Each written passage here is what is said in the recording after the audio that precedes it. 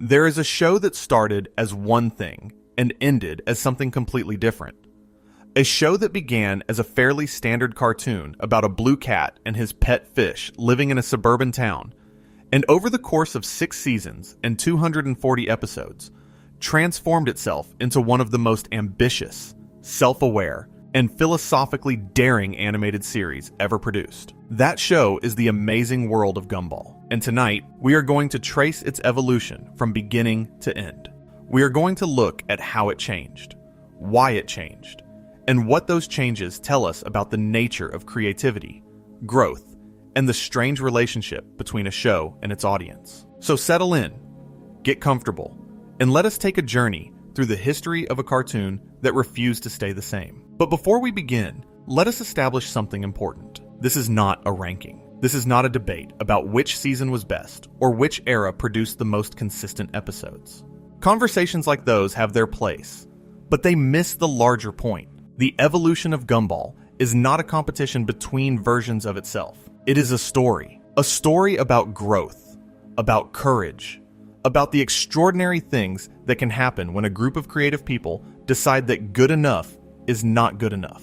Every season of Gumball contributed something essential to what the show eventually became. Season 1 provided the foundation, the characters, the world, the basic genetic code from which everything else would grow. Season 2 provided the ambition, the willingness to reach beyond what was expected. Season 3 provided the confidence, the realization that the audience could handle anything the show threw at them. Seasons 4 and 5 provided the artistry, the full flowering of a creative vision that had been developing for years. And Season 6 provided the honesty, the willingness to face endings, imperfection, and the passage of time with open eyes. Remove any one of these contributions, and the show would be diminished. Season 6, E6, could not have existed without Season 1. The philosophical depth of the later years was built on the emotional foundation of the earlier ones. The meta-awareness depended on having established a reality worth becoming aware of. The darkness depended on having created enough light for the shadows to be visible. This is why the evolution of Gumball is not just interesting, but important. It demonstrates that creative growth is cumulative, that nothing is wasted, that the things you learn in the early stages of a project, when you are still figuring out what you are doing and why, become the raw material for the breakthroughs that come later. That the awkward first steps are not separate from the graceful leaps that follow. They are the foundation on which those leaps are built. And this is true not just for television shows. It is true for all of us. Every version of yourself that you have been, including the versions you are embarrassed by, including the versions you would rather forget, has contributed something essential to who you are right now. You are not your latest version. You are all of your versions, stacked on top of each other, each one informing the next, each one making the next possible. The Amazing World of Gumball premiered on Cartoon Network on May 3rd, 2011. It was created by Ben Bocquelet, a French-born animator who had previously worked at Studio Sawai in London and at Cartoon Network Europe. Bocquelet's original concept for the show came from a collection of rejected character designs he had created for various commercial projects. Rather than throw these designs away, he imagined a world where all of them could exist together, regardless of how different they looked. This is essential to understanding Gumball. The show was, from its very conception, built on the idea of diversity and coexistence. Characters in Gumball are animated in completely different styles. Some are two-dimensional drawings. Some are three-dimensional computer models. Some are puppets. Some are live-action objects, photographed and placed into animated environments. A banana sits next to a paper bear, sits next to a balloon, sits next to a ghost made of a bedsheet. They all live in the same town, attend the same school, and interact with each other as though none of this is unusual. This visual diversity is not just an aesthetic choice. It is a philosophical statement. And to understand just how radical it was, we need to consider the landscape of animated television at the time Gumball premiered. In 2011, when Gumball first aired, the dominant animated shows on Cartoon Network included Adventure Time, Regular Show, and the later seasons of Chowder and Flapjack. Each of these shows had its own distinctive visual style, but each was internally consistent. Adventure Time looked like Adventure Time.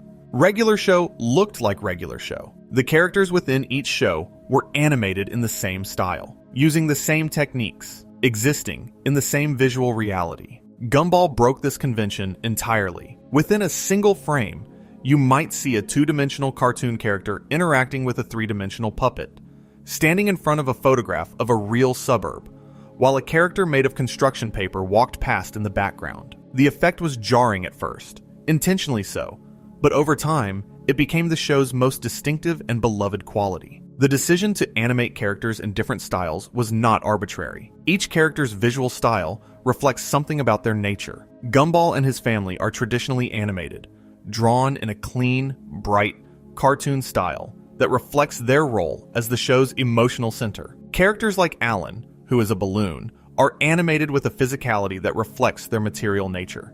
The background itself is often composed of photographs, grounding the cartoon world in a recognizable reality that makes the surreal elements even more striking. There is a concept in art theory called bricklage, which the anthropologist Claude Lévi-Strauss used to describe the process of creating something new from whatever materials happen to be available. A bricoleur does not start with a blueprint. They start with a pile of things, odds and ends, scraps and fragments, things that were made for other purposes, and they assemble them into something that was never planned, but that somehow works. Gumball is the greatest work of bricolage in the history of animation. Its characters were scraps, rejected designs from commercial projects. Its visual style was assembled from whatever techniques the creators had access to: two-dimensional animation, three-dimensional modeling, stop motion, photography, all layered together. Not because someone decided this would be aesthetically optimal, but because these were the tools at hand. And the result is not a mess. It is a miracle. A hodgepodge of techniques and styles and borrowed elements that somehow, against all reasonable expectation, coheres into something beautiful and original. Gumball should not work. Every theory of visual design, every principle of animation consistency, every rule of aesthetic harmony says that what Gumball does should produce confusion and dissonance. And yet it produces something that feels, paradoxically, more real than any visually consistent show on television. This is because reality itself is bricolage. The world we live in is not visually consistent. It is a collision of different materials, textures, styles, and scales. A glass building next to a stone church, next to a steel bridge, next to a tree. A plastic toy next to a wooden table, next to a digital screen. We are surrounded, at every moment, by visual diversity so extreme that we have stopped noticing it. Gumball notices it. And by reproducing it, by creating a world as visually diverse as the one we actually live in, the show achieves a kind of hyper-realism that traditional animation cannot match. The philosopher Arthur Danto wrote about the transfiguration of the commonplace, the way in which art can take ordinary objects and, by placing them in a new context, reveal their significance. Marcel Duchamp's urinal becomes a fountain. Andy Warhol's soup can become a commentary on consumer culture. And Ben Bocquelet's rejected character designs become the cast of one of the most beloved animated series of the 21st century. This is the magic of bricolage. It takes what the world has discarded and finds value in it. It takes what has been deemed insufficient and makes it essential. It looks at a pile of scraps and sees not waste, but potential. And in doing so, it offers a profound lesson about how we should look at the world and at ourselves. Because we are all made of scraps. We are all assembled from bits and pieces of experience, influence, accident, and choice. We are all bricolage. And the fact that we should not work by any rational accounting of our contradictions and inconsistencies, and yet we do, is the most beautiful thing about us. This approach to animation reflects a philosophy that the show would eventually articulate explicitly in its later seasons. The idea that the world is not one thing, that reality is layered, contradictory, and strange, that different beings can experience the same world in completely different ways, and that all of those experiences are valid. In animation studies, there is a concept called the uncanny valley, which describes the discomfort we feel when something appears almost but not quite human. Gumball does something interesting with this concept. By placing wildly different animation styles side by side, it creates a kind of reverse uncanny valley. Instead of discomfort, the juxtaposition creates a sense of wonder.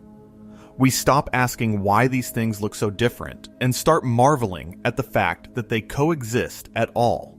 This is a profound statement about diversity, about community, about the possibility of coexistence between fundamentally different beings. And it is a statement that the show makes, not through dialogue or plot, but through its very existence as a visual object. The medium is the message, as Marshall McLuhan famously said, and Gumball's medium, its mixed animation style, carries a message about pluralism and acceptance that is as powerful as anything its characters ever say. Gumball says, from its very first frame, that the world is not uniform, that beings who look nothing alike, who are made of entirely different substances, who operate according to different rules, can still form a community. They can still be friends. They can still share a world. But the show that made this statement in its first season is almost unrecognizable compared to the shows it became by its sixth. Season 1 of Gumball, which aired from May 2011 to March 2012 and consisted of 36 episodes, was, by most accounts, a good but fairly conventional cartoon. The plots were straightforward. Gumball and his adopted brother Darwin would get into some kind of trouble, usually caused by Gumball's impulsiveness or laziness, and the episode would follow their attempts to resolve the situation. The humor was broad and physical. The emotional beats were simple and sincere. Gumball himself was different in Season 1. His character design was slightly different, with his body shape and facial features undergoing subtle changes across the first batch of episodes before settling into a more consistent look. More importantly, his personality was different. In the earliest episodes, Gumball was a fairly naive, cheerful child.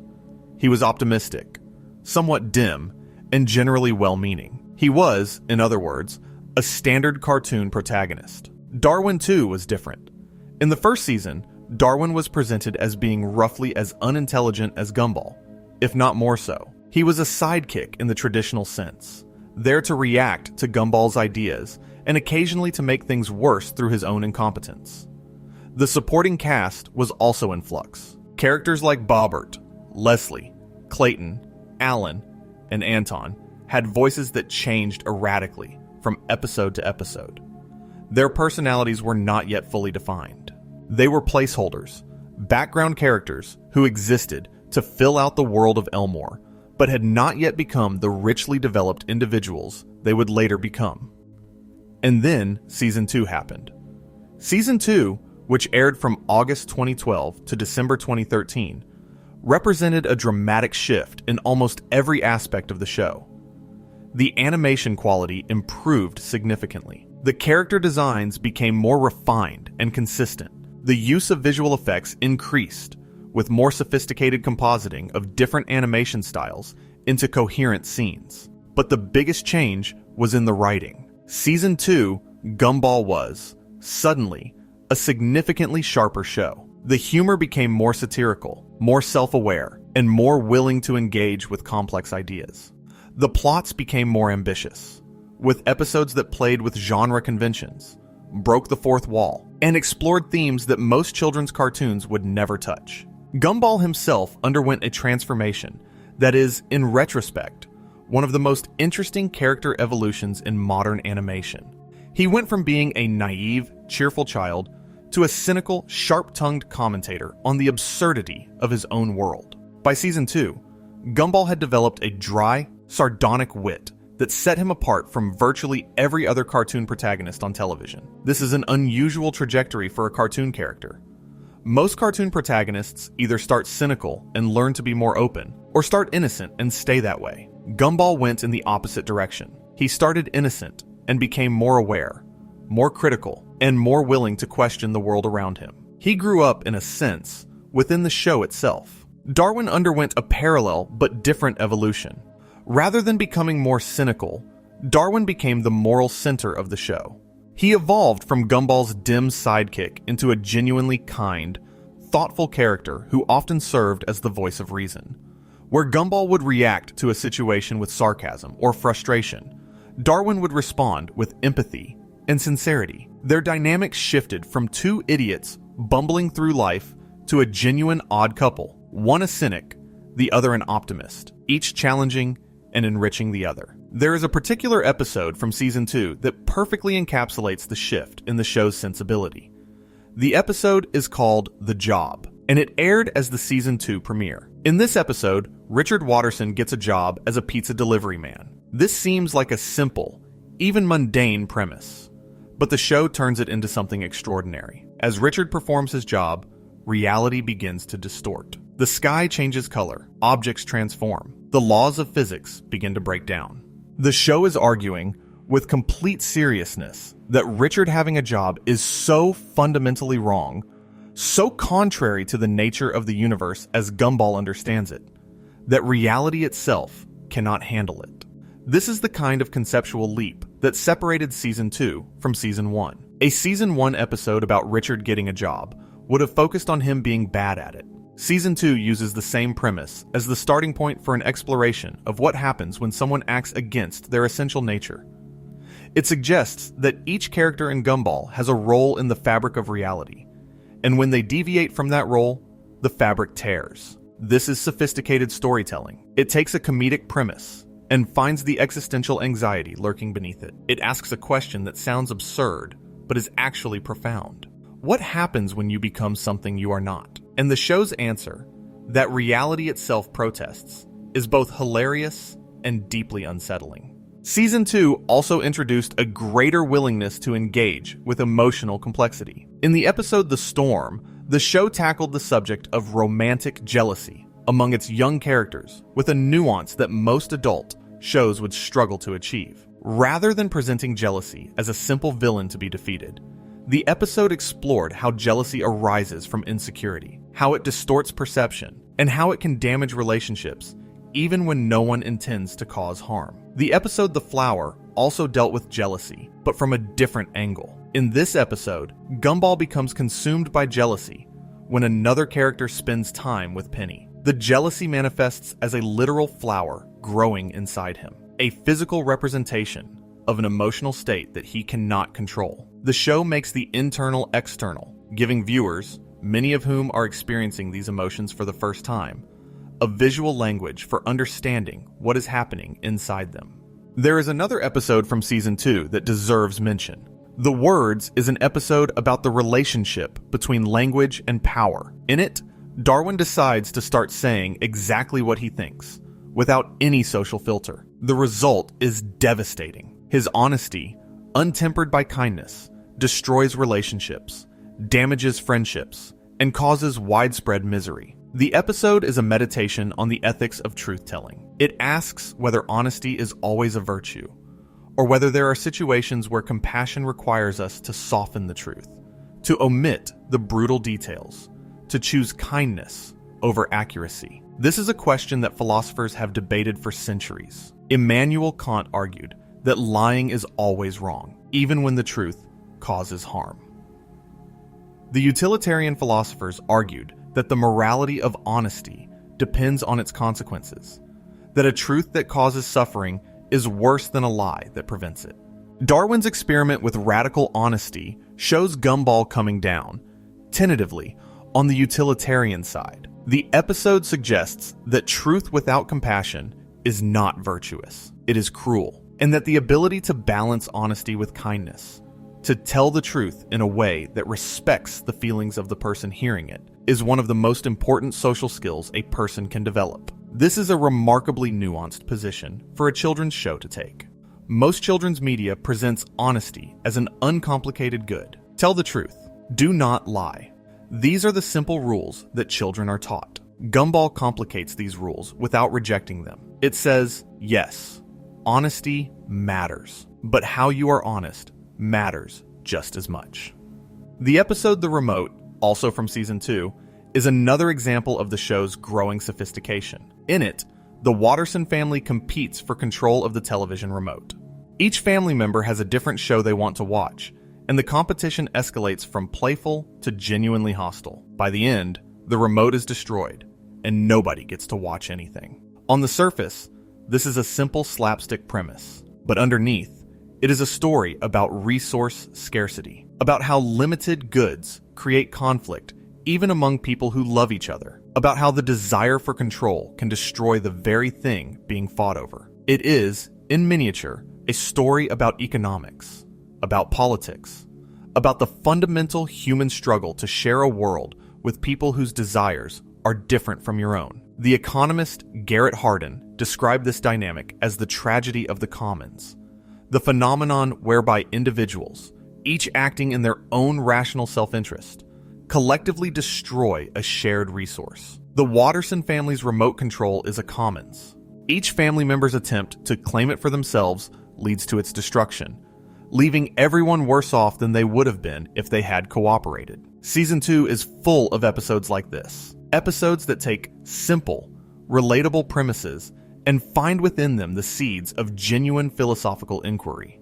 The writers had realized that their show could be more than entertaining. It could be illuminating, and they pursued that realization with a commitment and a creativity that transformed the show from the inside out. This is what great children's television does. It does not pretend that children do not experience complex emotions. It acknowledges those emotions, names them, and provides frameworks for understanding them. Gumball did this consistently throughout Season 2, and it did it with a lightness of touch that made the lessons feel discovered rather than delivered. By Season 3, which aired throughout 2014, Gumball had found its identity. The show had moved decisively away from the conventional cartoon format of its first season and into something entirely new. Episodes began to experiment with form and structure in ways that were genuinely unprecedented for a show aimed at a young audience. The episode The Shell, which aired during Season 3, is often cited as a turning point for the show. In this episode, Penny, Gumball's love interest, cracks her peanut shell and reveals her true form underneath, a shape-shifting fairy capable of transforming into any creature based on her emotions. This was not just a plot development, it was a metaphor for the show itself. Gumball was cracking its own shell, revealing something more complex and more beautiful underneath the conventional exterior it had worn in its early episodes. Season 3 also marked the point where Gumball began to develop what I can only describe as a philosophy of comedy. The show was not just telling jokes anymore. It was thinking about what jokes are, why we laugh, and what comedy can accomplish when it is used with precision and care. Consider the episode, The Procrastinators, which aired during Season 3. In this episode, Gumball and Darwin need to do a chore, but spend the entire episode finding ways to avoid it. On the surface, it is It is a simple story about procrastination, but the way the show tells it is extraordinary. The animation becomes increasingly distorted as time passes. The pacing warps. The characters become trapped in loops of their own making. By the end of the episode, the procrastination has become a kind of existential prison, and the comedy has given way to something that feels genuinely uncomfortable. This is the kind of episode that could only exist in a show that had evolved beyond conventional comedy. It takes a universal human experience, the avoidance of responsibility, and pushes it to its logical extreme, revealing the anxiety and despair that lurks beneath what we usually treat as a minor character flaw. The episode The Oracle, also from Season 3, takes the show's meta-awareness to a new level. In this episode, Banana Barbara, a minor character, paints pictures that predict the future. When the Wattersons discover her paintings, they try to prevent the predicted events from happening, only to discover that their attempts to avoid the future are exactly what causes the future to occur. This is a dramatization of the paradox of self-fulfilling prophecy, a concept that has fascinated philosophers and psychologists for centuries. The show presents it with perfect clarity, demonstrating that the fear of a particular outcome can be the very thing that brings that outcome into existence.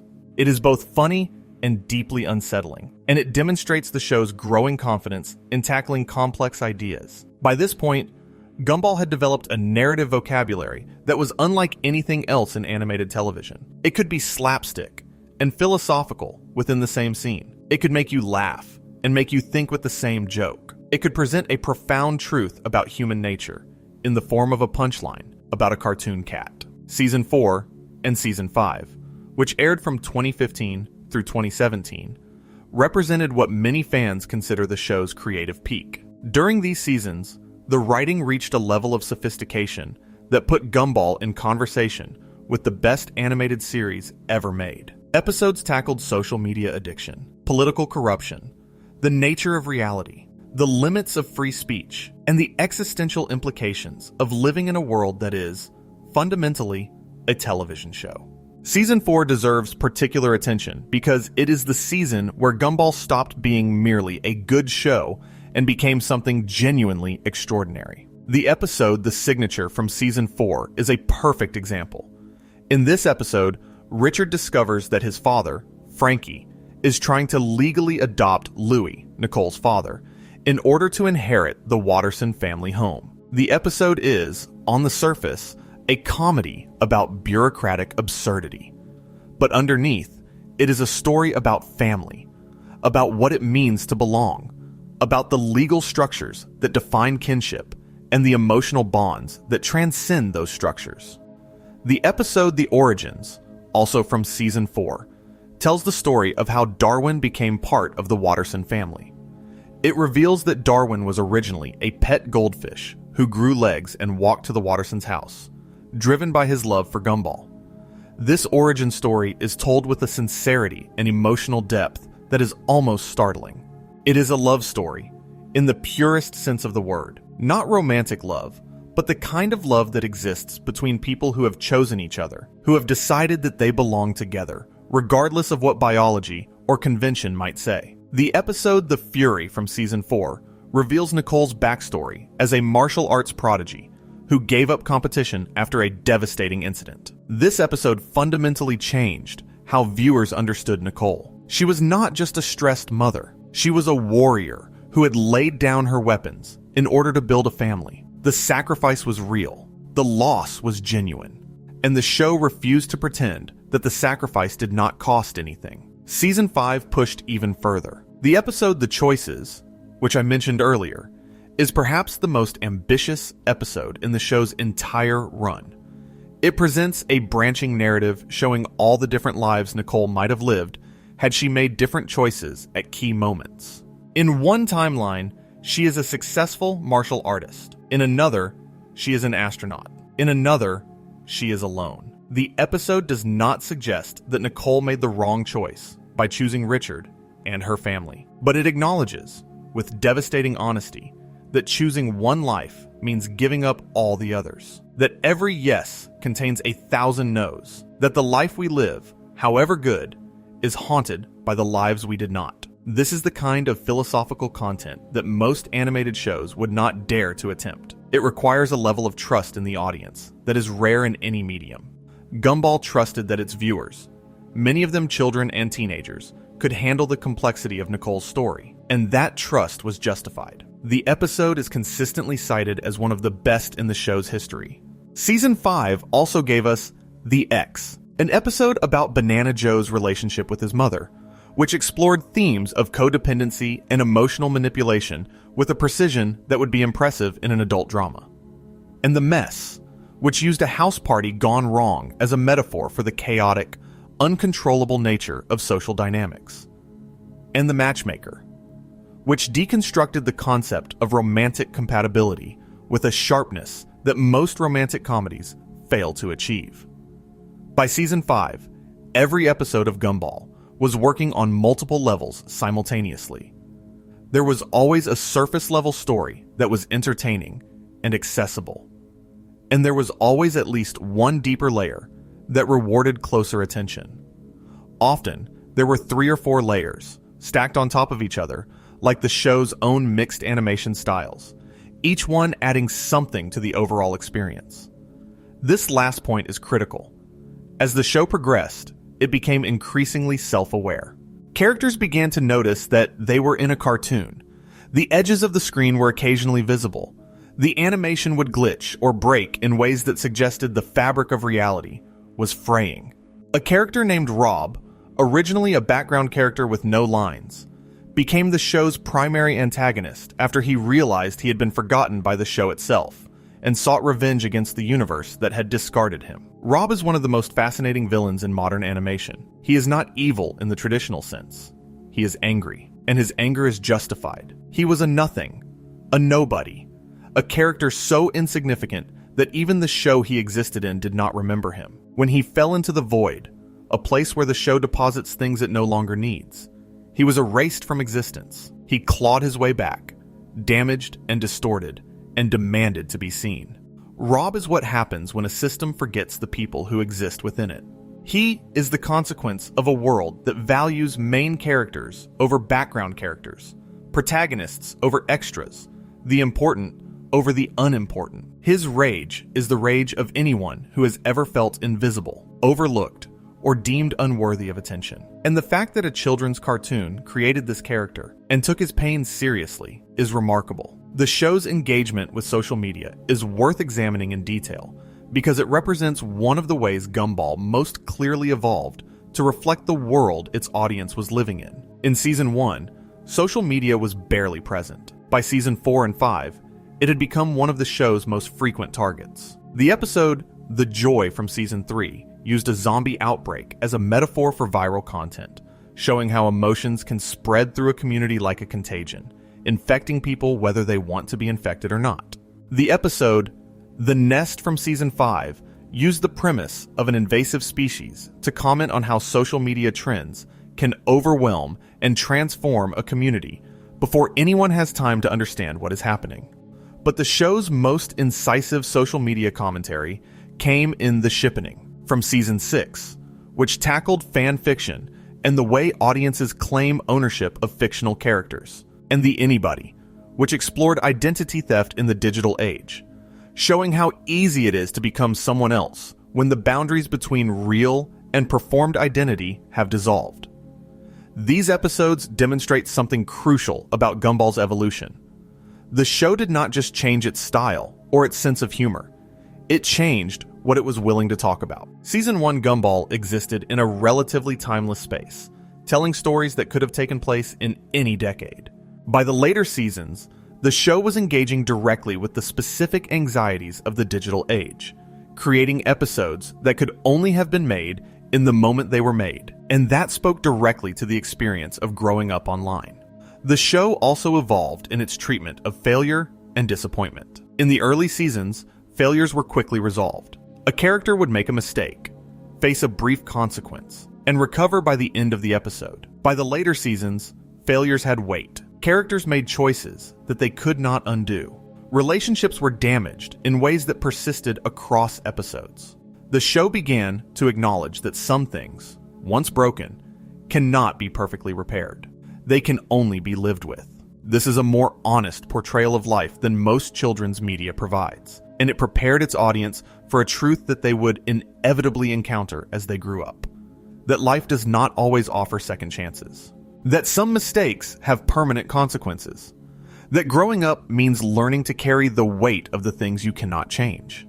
The show's treatment of mental health also evolved significantly. In the early seasons, emotional distress was played primarily for comedy. Characters were sad, then they were not. Characters were anxious, then the anxiety was resolved. By the later seasons, the show depicted emotional states with much greater nuance. Characters experienced depression that was not easily fixed. Characters struggled with anxiety that persisted beyond the resolution of the immediate problem. The show acknowledged that mental health is not a problem to be solved in 11 minutes. It is a condition to be managed, day by day, with patience and self-awareness. The episode The Puppets from Season 4 is perhaps the show's most direct engagement with mental health themes. In this episode, Darwin becomes obsessed with a children's puppet show and begins to lose his grip on reality. The episode uses the language of children's television, puppets, simple songs, bright colors, to tell a story about the seductive comfort of regression, about the temptation to retreat into a simpler, safer version of reality when the real world becomes too overwhelming. This is a remarkably mature theme for a show aimed at children. It acknowledges that the desire to escape, to retreat into comfort and simplicity, is not just a childish impulse. It is a human one, and it suggests, gently but firmly, that the answer is not to deny that impulse, but to find ways to satisfy it that do not require us to abandon reality entirely. Perhaps this is what Gumball itself does for its audience. It provides a safe space, a colorful, funny, warm environment where the anxieties of the real world can be explored at a comfortable distance. It is not an escape from reality. It is a lens through which reality can be examined, processed, and understood. The show's treatment of technology, particularly the internet and social media, deserves a deeper examination because it evolved dramatically and reflected the changing digital landscape in real time. When Gumball premiered in 2011, smartphones were becoming ubiquitous, but social media had not yet reached the level of cultural dominance it would achieve by the mid-2000s. Instagram was 1 year old. Snapchat did not exist. TikTok was years away from being created. The digital world that Gumball's audience would grow up in was still forming. By the time the show reached its later seasons, the digital landscape had transformed completely, and Gumball transformed with it. The show became one of the sharpest commentators on digital culture in any medium, animated or otherwise. The episode The Intelligence from Season 6 imagined what would happen if the internet in Elmore went down permanently. The result was not relief or liberation, but genuine panic.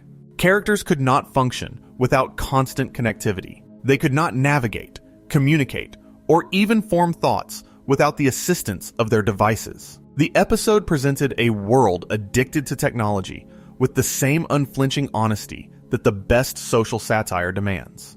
The episode The Web from Season 5 explored the dark side of online communities, showing how groups of strangers who share a common interest can become hostile, insular, and eventually dangerous. The episode used the language of internet forums, comment sections, and fan communities to tell a story about how the desire for belonging can be manipulated and weaponized. The episode The List from Season 5 tackled the way social media encourages performative living, the tendency to do things not because you want to do them, but because they will look good when shared online. Gumball and Darwin create a list of experiences they want to have, but the list becomes more important than the experiences themselves. They stop living and start curating. They stop feeling and start performing. This is a critique that would be incisive coming from any show. Coming from a children's show aimed at the generation most deeply affected by these phenomena, it is essential. Gumball was not just commenting on social media. It was warning its audience about patterns of behavior that were already shaping their lives. Patterns that most of them had not yet developed the vocabulary to recognize or resist. The episode The Pact from Season 6 dealt with the concept of cancel culture, showing what happens when a person's past mistakes are resurfaced and used to destroy them in the present. The show did not take a simple position on this complex issue. It acknowledged that accountability matters, that people should face consequences for harmful behavior. But it also acknowledged that the mob mentality that cancel culture can produce is its own form of harm, one that denies people the possibility of growth and redemption. This balance, this willingness to hold complexity without simplifying it, is perhaps Gumball's greatest intellectual achievement. The show refused to tell its audience what to think. It trusted them to think for themselves, and it provided them with the raw material, the questions, the perspectives, the contradictions that genuine thinking requires. The show also engaged with the question of what happens to creativity in a digital age. The episode The Uploads explored the pressure to create content, to produce and share and perform constantly in order to maintain relevance in an attention economy. The episode suggested that this pressure is not just exhausting, but actively hostile to genuine creativity, which requires silence, boredom, and the freedom to fail privately before succeeding publicly. This is a message that feels almost countercultural in our current moment. We live in a world that celebrates productivity, that measures worth in output, that treats leisure as laziness and silence as wasted time.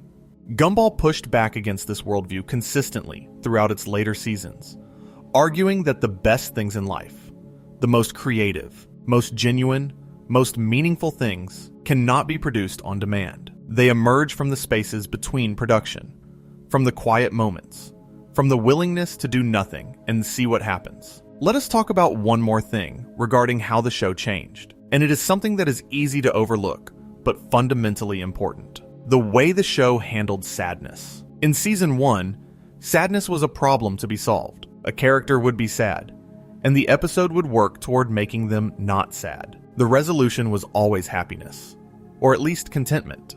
Sadness was a temporary state, an obstacle to be overcome, a detour on the road back to normality. By the later seasons, the show had developed a much more mature understanding of sadness. Characters were sad in ways that could not be fixed by the end of the episode. Nicole was sad about the lives she did not live, and that sadness was presented not as a problem, but as a fact, a permanent condition of having chosen one path over all others. Gumball was sad about the inevitability of change, about the fact that the world he knew was shifting under his feet, and there was nothing he could do to stop it. Darwin was sad about the fragility of connection, about the knowledge that the family he loved so deeply was held together by choice rather than necessity, and that choices can be unmade. This willingness to sit with sadness, to present it as a natural and even necessary part of life, is one of the most important ways Gumball evolved. It taught its audience that being sad is not the same as being broken, that feeling pain is not the same as failing, that the moments of sadness in our lives are not interruptions of happiness, but part of the same fabric, woven so tightly together that you cannot have one without the other. The philosopher Blaise Pascal wrote that the greatness of man consists in knowing he is miserable. This sounds bleak, but Pascal's point is actually hopeful. The fact that we can recognize our own sadness, that we can feel it and name it and sit with it, is itself a form of strength. Animals do not contemplate their own suffering. They simply suffer. Human beings can step back and observe their suffering, can find meaning in it, can use it as a lens through which to see the world more clearly. There is a specific episode that crystallizes this lesson with extraordinary clarity. The episode is called The Disaster, and it aired as a 2-part special during Season 4. In this episode, Rob obtains a universal remote control that allows him to rewind, fast forward, and pause reality itself. He uses it to create chaos, to hurt the Wattersons, to take revenge on the world that forgot him. But the most powerful moment in the episode comes not from the action or the spectacle. It comes from a quiet scene where Rob rewinds a moment of genuine happiness that the Wattersons shared, erasing it from existence. The family forgets that the moment ever happened. Only Rob and the audience remember. This is devastating because it forces us to confront the fragility of our happiest moments. Every moment of joy we experience exists only in the present. Once it passes, it survives only in memory. And memories can be distorted, forgotten, or erased. The moments that matter most to us are also the most vulnerable. They can be taken. And once they are taken, we may not even know what we have lost. The episode ends with Gumball managing to undo Rob's damage, but the unsettling implication remains. Reality is fragile, happiness is temporary, and the things we love can be rewritten without our knowledge or consent. This is the kind of existential territory that Gumball ventured into during its later seasons, and it is what makes the show's evolution so profound. It did not just become funnier or smarter, it became braver. It was willing to go to places that most children's shows would never dare to approach, places of genuine philosophical discomfort, and it trusted its audience to follow. The episode The Rerun, which continues the story of the disaster, takes this even further. In it, Gumball gains control of the remote and faces a choice. He can use it to prevent anything bad from ever happening to his family. He can rewind every mistake, undo every pain, erase every failure. He can create a perfect life. But he discovers that preventing all suffering also prevents all growth. Without mistakes, there is no learning. Without pain, there is no resilience. Without the possibility of loss, love has no weight. The perfect life that the remote offers is not a life at all. It is a simulation, a beautiful, comfortable, utterly empty simulation. Gumball chooses to destroy the remote. He chooses the real world, with all its imperfections and all its pain, over the perfect world that the remote could create. He chooses mess over cleanliness. He chooses risk over safety. He chooses life, actual life, with all its terrifying uncertainty, over the controlled illusion of a life without consequences. This is the show's most powerful philosophical statement, and it is delivered not through dialogue or narration, but through a choice made by a 12-year-old cartoon cat. A choice that many adults would struggle to make. A choice that says, in the clearest possible terms, that the value of life is not found in the absence of suffering, but in the courage to face it. The philosopher Simone Weil wrote that attention is the rarest and purest form of generosity. To truly attend to something, to give it your full, undivided, honest attention, is to honor it. It is to say, this matters. You matter. This moment, this experience, this feeling, they matter. Gumball's evolution is, at its core, a story about attention. The show started by paying attention to the surface of things, to jokes and slapstick and colorful characters doing colorful things. It ended by paying attention to the deepest things, to identity, to consciousness, to the nature of reality, to the question of what it means to exist in a world that is, at every level, constructed, contingent, and temporary. The show paid attention to its characters, not just the main characters, but everyone. The background characters, the forgotten characters, the characters who had been thrown into the void and emerged angry and changed. It paid attention to their pain, their joy, their complicated, messy, irreducible humanity. And it asked its audience to do the same. To pay attention, to notice things, to look beneath the surface, to question the obvious, to find meaning in the unexpected, to see the world not as a fixed, given thing, but as something that is constantly being made, and that we have a role in making. Gumball's characters learn to do this over the course of 6 seasons. They learn to observe their own emotions with honesty and curiosity, rather than fear and avoidance. They learn that sadness is not something to be escaped, but something to be experienced. And in learning this, they became more real, more human, more present than any cartoon characters have a right to be. Season 6, the final season, aired from January to June of 2019 and consisted of 44 episodes. It was, by design, the conclusion of the show. And it ended in a way that was entirely consistent with the show's evolution, by refusing to provide a clean ending. The final episode, The Inquisition, aired on June 24th, 2019. It ended on a cliffhanger. The characters were being transformed into what appeared to be realistic humans. The world of Elmore was being rewritten, and then the show simply stopped. No resolution, no final scene, no happily ever after, just a cut to black. This ending infuriated some fans and thrilled others, but it was the only ending that made sense for a show that had spent 6 seasons questioning the nature of its own existence. A clean, tidy conclusion would have been a betrayal of everything Gumball had become. The show had taught its audience to question narratives, to distrust neat resolutions, to accept that sometimes stories do not end the way we want them to.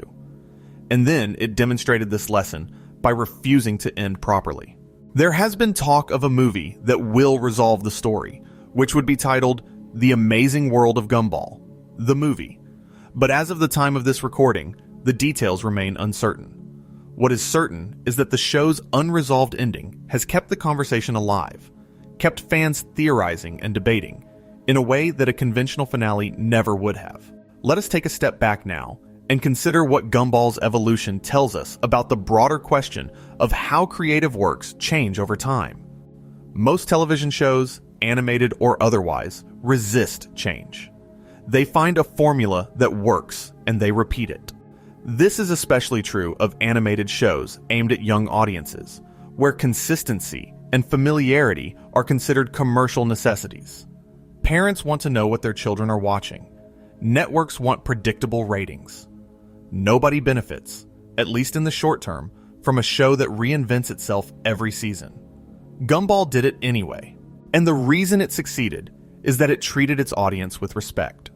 It assumed that its viewers, many of whom were children and teenagers, were capable of handling complexity, ambiguity, and intellectual challenge.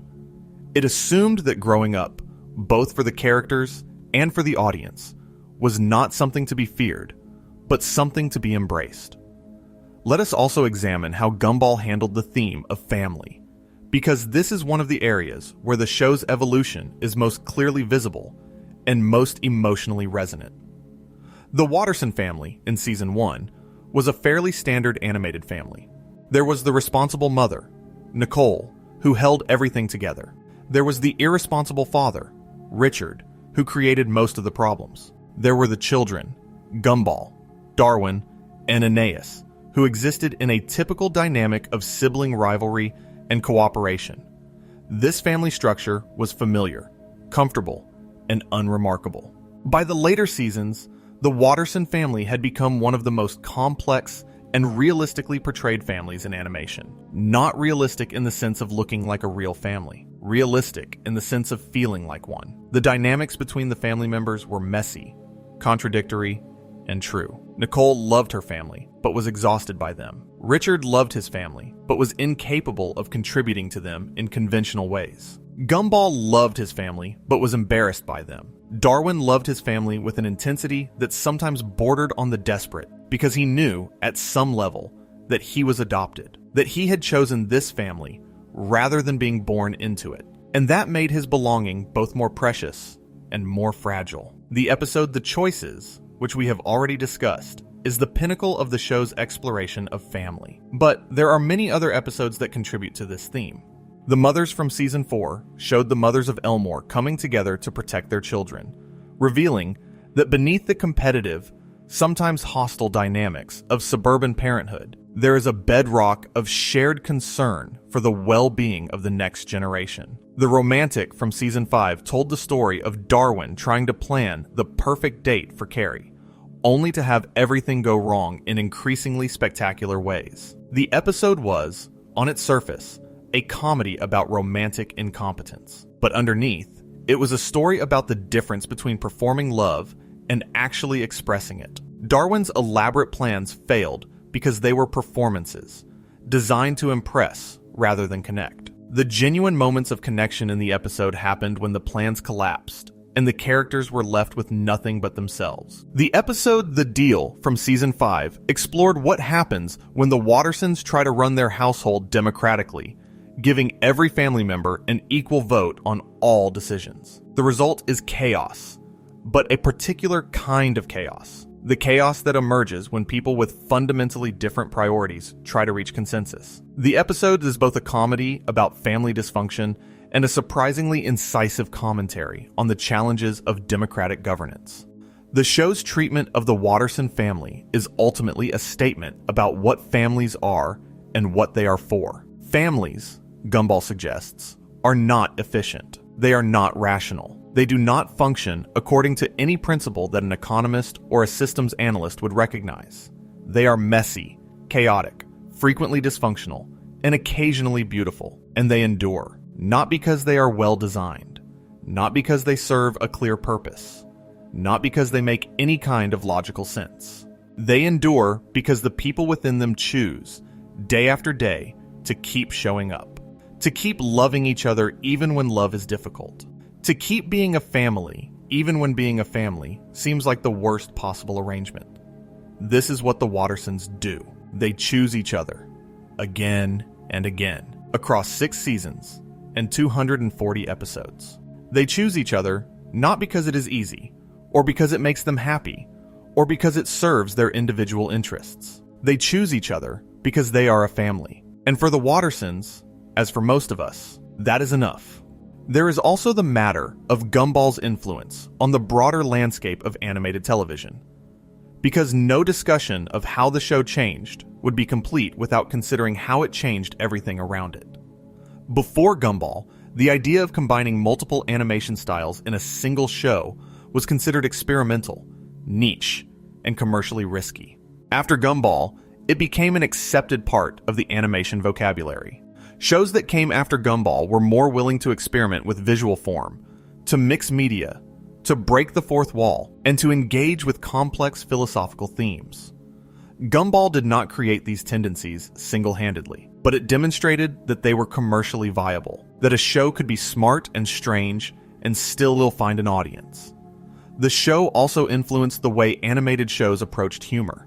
Before Gumball, most animated comedies aimed at young audiences relied on either slapstick, catchphrase-based humor, or gross-out gags. After Gumball, there was a greater willingness to use satire, irony, meta-commentary, and wordplay. The bar for what was possible in children's comedy was raised, and it has not come back down. Perhaps most importantly, Gumball demonstrated that children's television could be art, not art in the pretentious, exclusive sense of the word, art in the democratic sense, art that speaks to everyone, art that rewards both casual viewing and deep analysis, art that is fun on the surface and profound underneath, art that makes you laugh and then, hours later, makes you think. This is Gumball's greatest legacy, not its jokes or its characters or its visual innovation, but it's proof that a show made for children can aspire to greatness, that the label children's show is not a limitation, but an opportunity, that the best way to respect young viewers is not to protect them from complexity, but to trust them with it. The philosopher John Dewey, writing in the early 20th century, argued that education is not the transmission of fixed knowledge from teacher to student. It is a process of growth. The best learning happens not when answers are provided, but when questions are asked that the learner has to grapple with on their own terms. Gumball is educational in this Deweyan sense. It does not teach facts, it teaches thinking. It teaches its audience to question what they see, to look beneath surfaces, to distrust easy answers, and to find humor in the gap between how things appear and how they actually are. The show's animation style itself teaches this lesson. By combining so many different visual styles into a single coherent world, Gumball demonstrates that reality is not monolithic. Different things can look completely different and still coexist. Different perspectives can be valid simultaneously.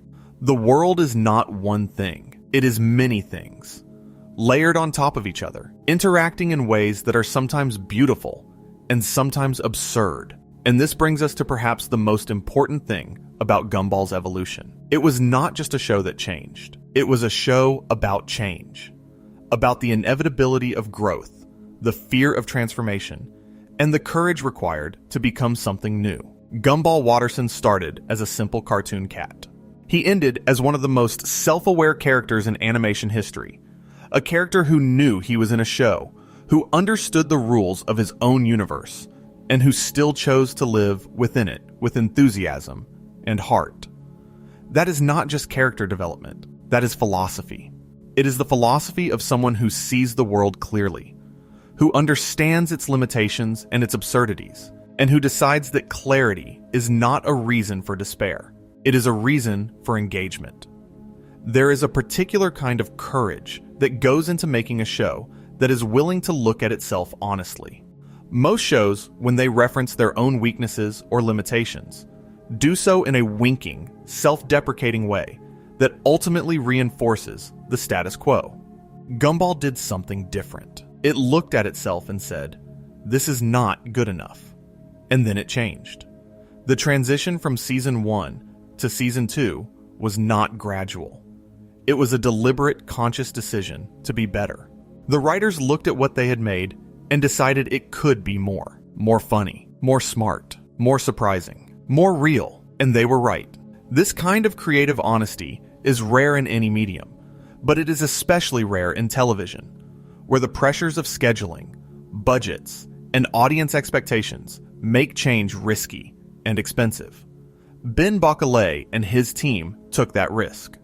They bet that their audience would follow them into unfamiliar territory, and the audience did. Nicole Watterson deserves special attention in any discussion of how Gumball evolved, because she evolved alongside the show itself. In the first season, Nicole was primarily a standard sitcom mother, the stressed-out parent who held the family together while everyone else created chaos. She was competent, tense, caring, and occasionally stern. But as the show progressed, Nicole became something far more complex. She became a character haunted by ambition she had been forced to abandon, by potential that had been sacrificed on the altar of family responsibility. In episodes like The Choices, which explored the alternate lives Nicole might have lived had she made different decisions, the show revealed a depth of character that most live-action dramas would envy. Nicole is what happens when a brilliant, ambitious person is consumed by the demands of parenthood and domestic life. She loves her family, genuinely and deeply.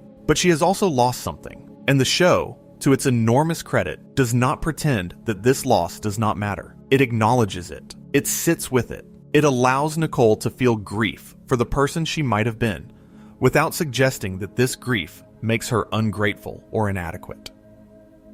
This is remarkable writing for any show, but for a children's cartoon, it is extraordinary. It tells young viewers something that most entertainment aimed at them refuses to say: that adults have inner lives, that parents are not just parents, that the people who care for you are complete human beings with their own dreams, regrets, and unfulfilled desires, and that understanding this does not diminish your love for them. It deepens it. Richard Watterson presents the opposite evolution. In early seasons, Richard was the standard incompetent father, a large, lazy, well-meaning man whose ignorance created problems that the rest of the family had to solve. As the show evolved, Richard became something more nuanced. He became a portrait of contentment, of a person who has made peace with his own limitations and found genuine happiness within them. Richard is not ambitious. He is not driven. He is not particularly intelligent or talented, but he is kind. He is loving. He is present. And the show, in its later seasons, began to suggest that these qualities might be more valuable than the ones our culture typically celebrates. In a world that values achievement above all else, Richard suggests that there is dignity and worth in simply being a good person, that you do not have to be exceptional to deserve love, that the extraordinary is not the only thing that matters, that the ordinary, lived with kindness and sincerity, has a value all its own. The relationship between Nicole and Richard is one of the most honest portrayals of a long-term partnership in animation. They are not perfectly matched. Nicole is brilliant and driven. Richard is simple and content.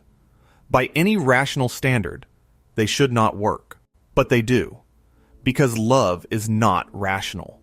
And the show understands this in a way that many more serious works do not.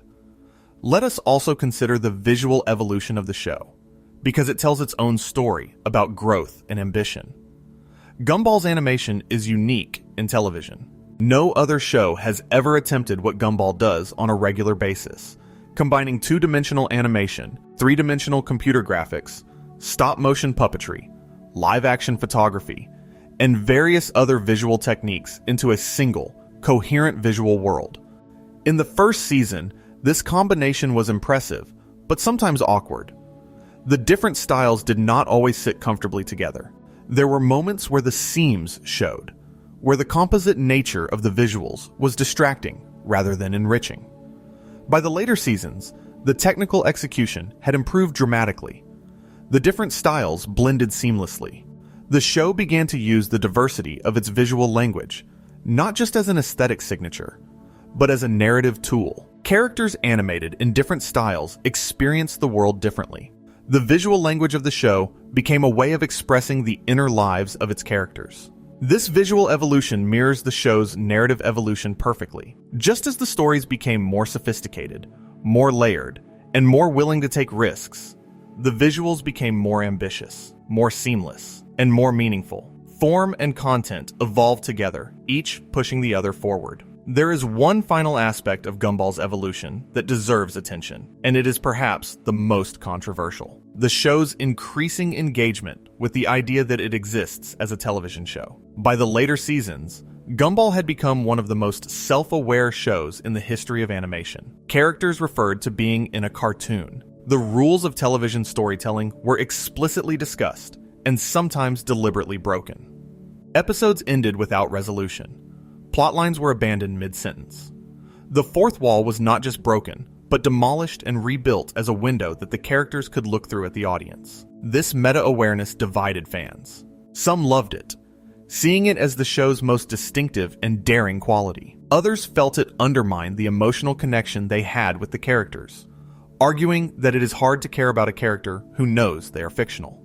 But the show found a way to resolve this tension that was genuinely brilliant. It made the meta-awareness itself a source of emotion. When Rob, the forgotten background character, rails against the show for abandoning him, his anger is real. When Gumball realizes that his world has rules that can be exploited and manipulated, his confusion and fear are genuine. The character's awareness of their own fictionality does not make their emotions less real. It makes them more poignant, because they feel everything we feel: love, loss, fear, joy, and they feel it knowing that their world is constructed, artificial, and potentially meaningless. This is, in its way, the same insight that Camus offered about human existence. We live in a universe that may have no inherent meaning. Our consciousness, our feelings, our relationships, all of these may be the products of chemical reactions in a biological machine that exists for no particular reason. And yet we feel, and our feelings are real, and the fact that the universe may not care about us does not make our caring about each other any less significant. Gumball understood this, and in understanding it, it became something far greater than the simple cartoon it started as. The Amazing World of Gumball changed over the years, because that is what living things do. They grow, they adapt, they shed their shells, and reveal something more complex underneath. The show did not become something different from what it started as. It became more fully what it always had the potential to be. And if that is not a lesson worth falling asleep to, I do not know what is. There is something else about Gumball's evolution that deserves extended discussion, and that is the way the show's relationship with its audience changed over time. When Gumball premiered in 2011, its audience was primarily children aged 6 to 12. The show was designed for them, pitched at their level, calibrated to their attention spans and their sense of humor. It was a children's show, and there was nothing wrong with that. But something happened as the show continued. Its audience grew up. The children who watched Season 1 as 8-year-olds were 12 by Season 3 and 16 by Season 6. They had changed. They were more sophisticated, more critical, more aware of the world and its complexities. They had been shaped by the internet, by social media, by a political and cultural landscape that was becoming increasingly chaotic and difficult to navigate. And Gumball changed with them. This is what makes the show's evolution so remarkable.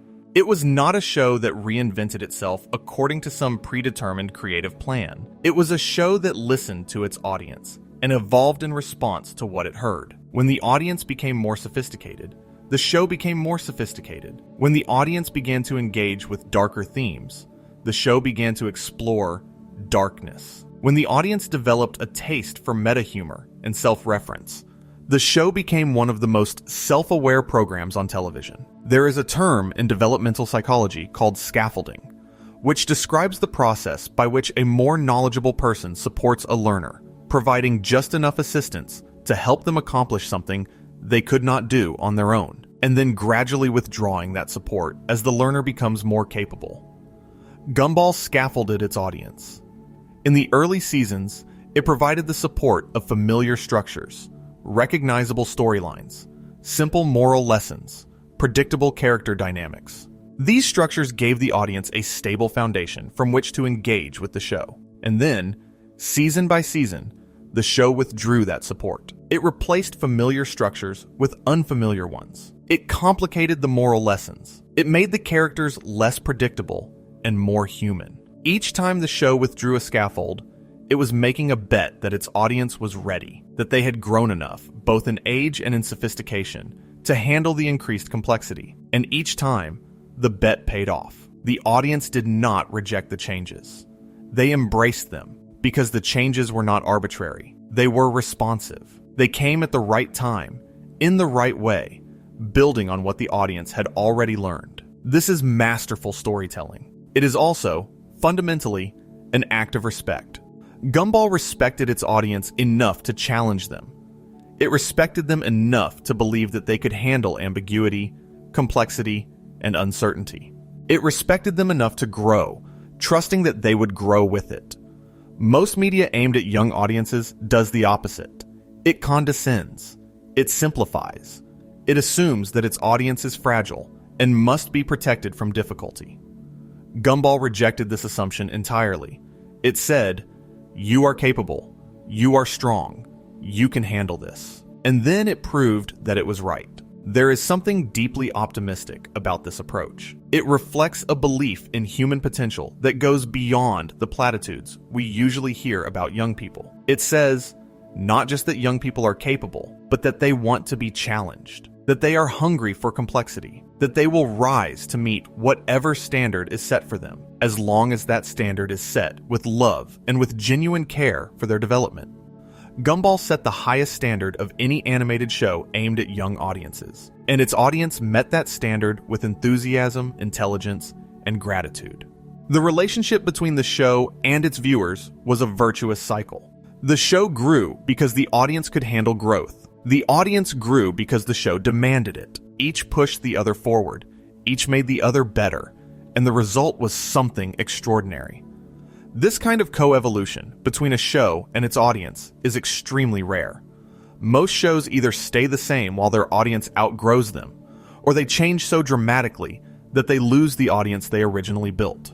Gumball managed the nearly impossible feat of growing up alongside its viewers, maintaining the connection that had been established in the beginning, while deepening it in ways that neither the creators nor the audience could have predicted. The result was a show that belonged to its audience in a way that most media does not. Gumball was not something its viewers watched. It was something they grew up with. It was a companion, a mirror, a conversation partner.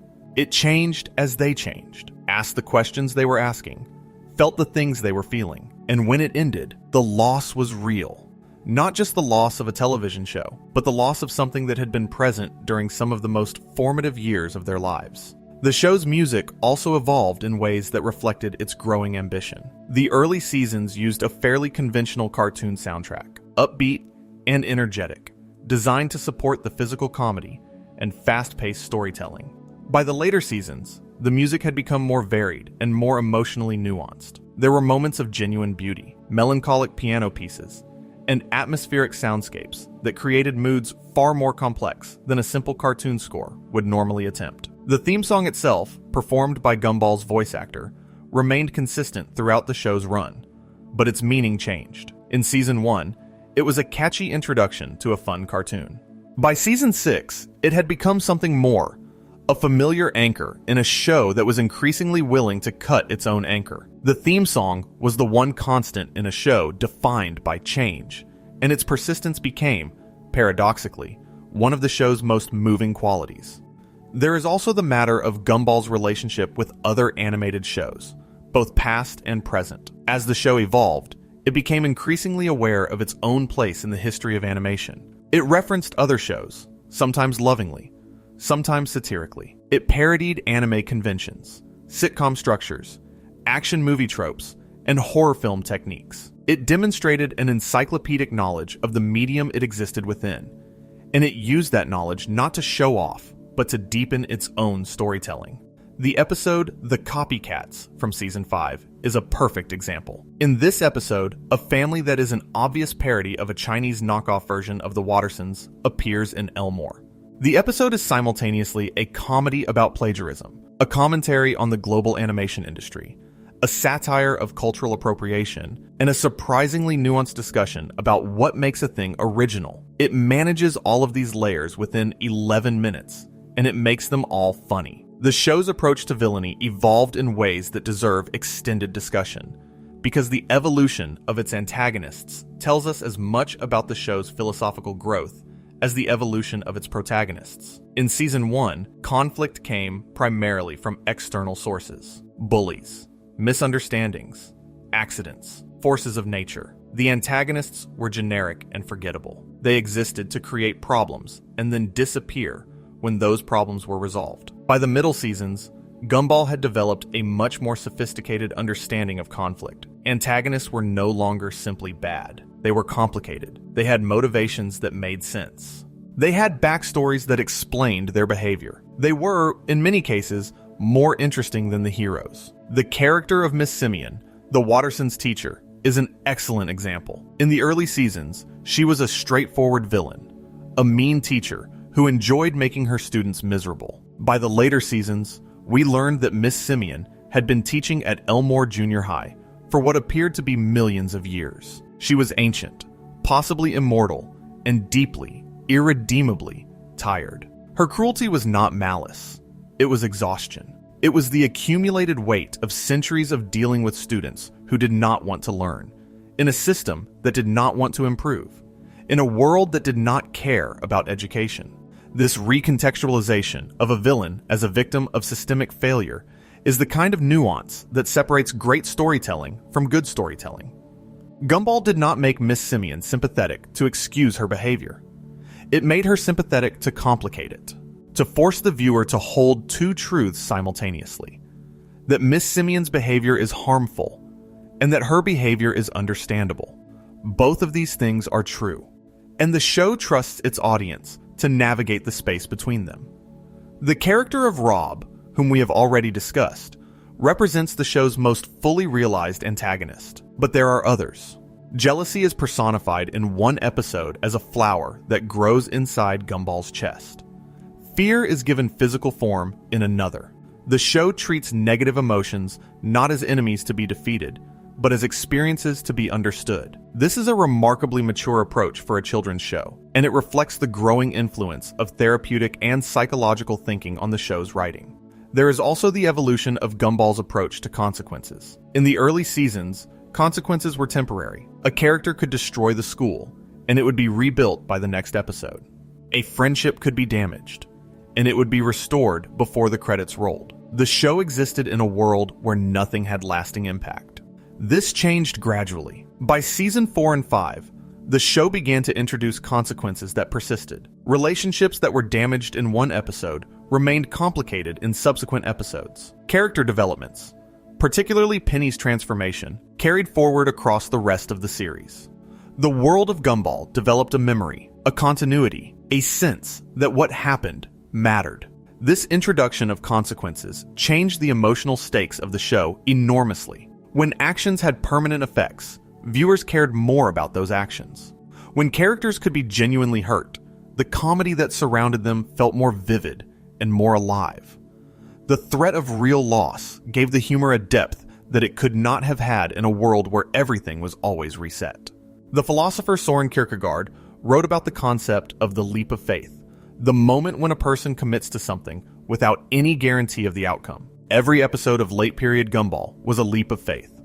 The writers committed to telling stories with genuine consequences, knowing that each consequence closed off some future possibilities, even as it opened others. They committed to character growth, knowing that growth cannot be undone. They committed to an ending, knowing that an ending means the show would actually be over. These commitments gave the show its power. A show that is not willing to end is also not willing to mean anything, because meaning requires limits. A story that goes on forever is not a story, it is a machine. And Gumball, whatever else it was not a machine. It was a story with a beginning, a middle, and an ending that even in its incompleteness felt true. This kind of density is what distinguished late period Gumball from almost every other animated show on television. Every episode was packed with ideas. Every scene served multiple purposes. Every joke had layers. The show respected its audience's intelligence to a degree that was almost reckless, throwing concepts and references and philosophical questions at them with the confidence that they would catch what they could and come back later for what they missed. Let us now take a closer look at some specific episodes that illustrate Gumball's evolution most clearly, because the broad strokes we have painted so far only tell part of the story. The details are where the real magic lives. In Season 1, there is an episode called The Responsible, which was one of the earliest produced. In this episode, Gumball and Darwin are left in charge of their younger sister, Anais, while Nicole and Richard go out. It is a standard premise for a children's cartoon, the babysitting episode, and Season 1 handles it in a fairly standard way. Things go wrong. The kids make mistakes. The parents come home and everything is resolved. It is competent, mildly funny, and immediately forgettable. Compare this to The Money, an episode from Season 5. In this episode, the Watterson family runs out of money and the world around them begins to fall apart. The animation itself deteriorates. Characters lose their textures. Backgrounds become blank. Objects disappear. The show is literally deconstructing itself before our eyes, using the conceit of financial ruin as a metaphor for the loss of the production values that make the show possible. This is the kind of creative leap that separates Season 1 Gumball from Season 5 Gumball. In the span of 4 seasons, the show went from a conventional babysitting episode to an episode that uses its own animation budget as a narrative device.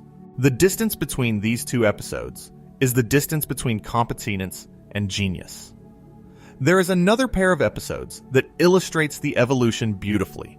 In Season 1, the third tells the story of Gumball and Darwin trying to find a third friend. It is a straightforward story about friendship and jealousy, told with warmth and humor, but no particular ambition. In Season 5, the best tells a story about Darwin trying to be the best person he can be, but his attempts at goodness become so extreme that they circle back around to being harmful. It is a satire of performative virtue, a critique of moral superiority, and a meditation on the difference between genuine goodness and the appearance of goodness. It is the kind of episode that you could write an academic paper about, and it was aired on a channel primarily watched by children. The evolution of Gumball's humor is particularly striking. In the first season, the humor was predominantly physical. Characters fell down. Things exploded. Faces stretched into exaggerated expressions. This is standard cartoon comedy, and Gumball did it well, but it was not distinctive. By Season 3, the humor had shifted dramatically toward wordplay, satire, and meta-commentary. Characters would deliver lines that worked on 3 or 4 different levels simultaneously. A joke about school would also be a joke about society, which would also be a joke about the conventions of animated television, which would also be a genuine emotional observation about what it means to grow up. This layering of meaning is extraordinarily difficult to achieve, and the fact that Gumball did it consistently, across dozens of episodes per season, is a testament to the quality of its writing team. The show was staffed by writers who understood that the best comedy is not just funny, it is true. The laughs come not from absurdity for its own sake, but from the recognition of something real, something we have all experienced, but never quite articulated. Let us talk about the supporting cast, because one of the most impressive aspects of Gumball's evolution is how it developed its ensemble. In Season 1, most of the supporting characters were one note. Banana Joe was the class clown. Tobias was the jock. Masami was the rich girl. Bobert was the robot. These characters served their functions in individual episodes, but had little depth beyond their single defining trait. By the later seasons, these characters had become richly developed individuals with their own story arcs, their own philosophies, and their own emotional landscapes. Banana Joe's humor became a shield against genuine anxiety. Tobias's confidence was revealed to be masking deep insecurity. Masami's wealth was shown to create isolation rather than connection. Bobert's attempts to understand human emotion became some of the show's most touching storylines. This deepening of the ensemble is one of the hallmarks of a truly great show. It demonstrates that the creators cared about every character, not just the main cast. It suggests a philosophy of storytelling that values peripheral perspectives, that understands that every person, even the one standing in the background, has a story worth telling. The character of Penny Fitzgerald deserves special examination because her evolution mirrors the show's own transformation in a way that is almost too perfect to be coincidental. When we first meet Penny in Season 1, she is literally encased in a shell. She is a peanut, a character defined entirely by her exterior. She is sweet, pretty, and nice, but she has no visible depth. She is what she appears to be, and nothing more. Then comes the shell in Season 3. In this episode, Penny's shell cracks, and beneath it we discover a shape-shifting fairy who transforms based on her emotions. The character who was once defined by her surface has revealed an interior of stunning complexity. She can be anything: a beautiful fairy, a terrifying monster, a graceful creature, depending on what she is feeling. This is the show cracking its own shell. Season 1. Gumball was the peanut, nice and pleasant, but defined by its surface. Season 3 onwards, the show revealed the shape-shifting, emotionally complex entity that had been hiding underneath all along. Penny's transformation is also a metaphor for adolescence, for the terrifying moment when you stop being who everyone expects you to be and start becoming who you actually are. The moment when the shell cracks and what comes out is strange and unfamiliar and sometimes frightening, but ultimately more beautiful and more real than anything the shell could contain.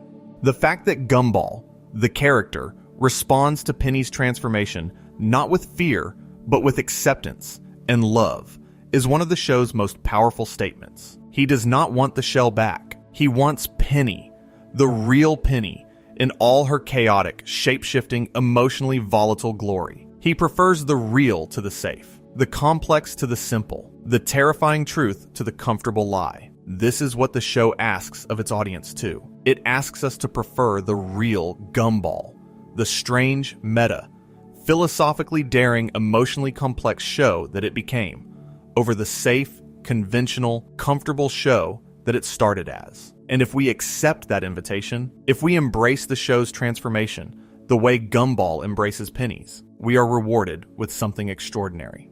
Let us talk about the Void, because no discussion of Gumball's evolution is complete without it. The Void is a place that exists within the show's universe, a dimension where things that Elmore has rejected or forgotten are sent to disappear. It is introduced in the Season 3 episode of the same name, and it becomes one of the most important concepts in the show's mythology. The Void is where Molly, a minor character, is sent after the show decides she is too boring to continue appearing. The Void is where Janice, Rob's original form, is discarded. The Void is where ideas, characters, and plot lines go when the show has no further use for them. On one level, the Void is a meta-narrative device. It is the show acknowledging that fictional worlds are curated, that the characters who appear on screen are the ones the creators have chosen to keep, while countless others have been discarded, forgotten, or never developed. It is a commentary on the violence of storytelling, the way in which every creative choice is also an act of exclusion. But on another level, the Void is a metaphor for something deeply human. It is the place where we send the parts of ourselves we have rejected, the interests we abandoned, the friendships we let fade, the ambitions we gave up on, the versions of ourselves we decided were not worth keeping.